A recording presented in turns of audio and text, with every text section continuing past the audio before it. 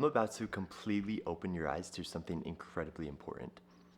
If you think your life sucks, your life is going to suck. Now, hear me out. I want you to think back over the past week. How many red cars have you seen? Just think about it. Chances are you probably could not give me a number if your life depended on it. You might have been able to recall one or two, but you couldn't tell me the exact numbers of red cars you saw. Now, if I told you, okay, this next week, pay attention to how many red cars you'd seen. Chances are you'd be able to come to me with an exact number. When we pay attention to something, when we give weight to something, it becomes so much more prevalent in our lives. And you might be thinking, Carson, why do I care about how many red cars I've seen? This is why it matters. The more you focus on negative things in your life, whether that be, oh, this person said something negative about me. Oh, I messed up here. Oh, I didn't follow through on my habits. Oh, I'm not good at this. You're going to start looking for each and every thing that might possibly happen, or any way you could look at anything that happens, as weight to proving yourself right.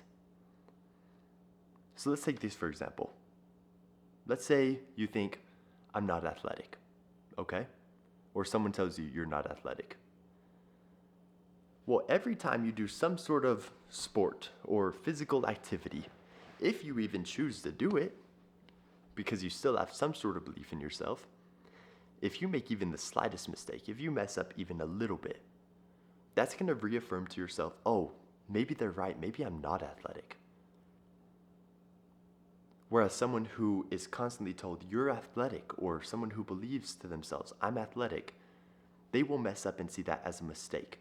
But that it goes against their character. It doesn't even register in their head that they might not be athletic, because they are focused on being. Crazy.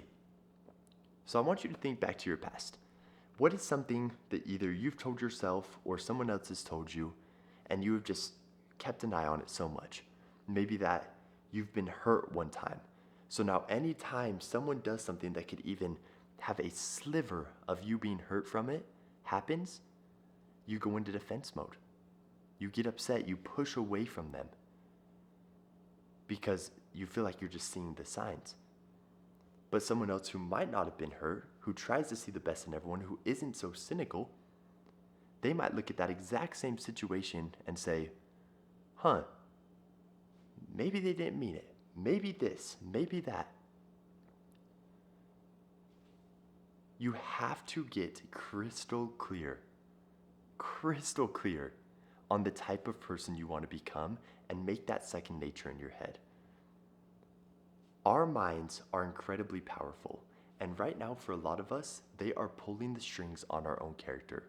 They're telling us how we should act, how we should think, and those thoughts directly affect our actions we take, therefore affecting our lives.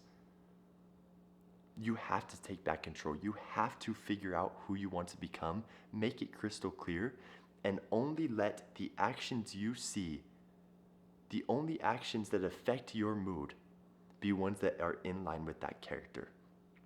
Because even if you might not be the most athletic person yet, if you never quit because you believe you're athletic deep down, even if you're not yet, that is how you win. Remember that. Ladies and gentlemen, I appreciate you all so much for watching. Make sure to like, comment, subscribe. I'll see you in the next one. Peace.